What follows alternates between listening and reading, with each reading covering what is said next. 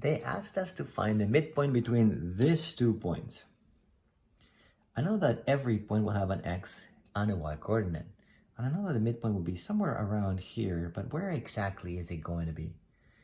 I think it might make sense for us to look for the middle of the 2 x components and the middle of the 2 y components and see where that takes us. So the x component for this point is 2. The other one is 8. What's right in the middle between 2 and 8? I think it's 5. 1, 2, 3, 1, 2, 3. Oh yeah, that was easy to figure out.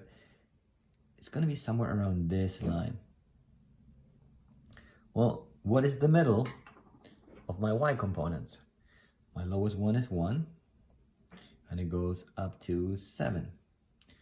What's in the middle between 1 and 7? Okay, I think that's going to be 4. 1, 2, 3, 1, 2, 3. That kind of works out. But what if I can't figure it out in my head because the numbers are decimals or the positives and negatives? Well, how do you find the number in the middle of 2 numbers? It's by calculating the average. So for finding a midpoint of 2 points, all we got to do is find out the average of the x's, add them together, divided by 2, and the average of the y's, add them together, divided by 2. So how would this work? In this case, we know that the x's are 2 and 8, so it'd be 2 plus 8 divided by 2, which would give us 10 divided by 2, it's 5. Great. What about the y? Well, the y's are 1 and 7. So it's 1 plus 7 divided by 2. 1 plus 7 is 8 divided by 2, it's 4. So our midpoint, let's make it look nice,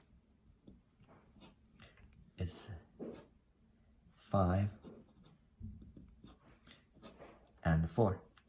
So let's see, 5 and 4 is right here. All right, that seems to be graphically also the point right in the middle. So what if we have some more negatives and we don't have a grid? Well, it's still okay. We still need to find the average of the x's and the average of the y's. But because I may have in the future a lot more points, instead of just saying m, I'm going to use a subscript to show that it's the midpoint between P and Q. Okay, so let me add the two x values. So it's minus 3 plus 5 divided by 2, which will give me minus 3 plus 5 is 2. 2 divided by 2 is 1. And now let me do the y's. 2 plus minus 6. 2 plus minus 6 divided by 2. 2 plus minus 6 is minus 4. Minus 4 divided by 2, it's minus 2. And that seems to be the midpoint PQ. Since we have a graph, let's check if this makes sense. Minus 3 and 2. Minus 3 and 2 is right here. 5 and minus 6, it's over here. And the midpoint seems to be 1 and minus 2. 1 and minus 2.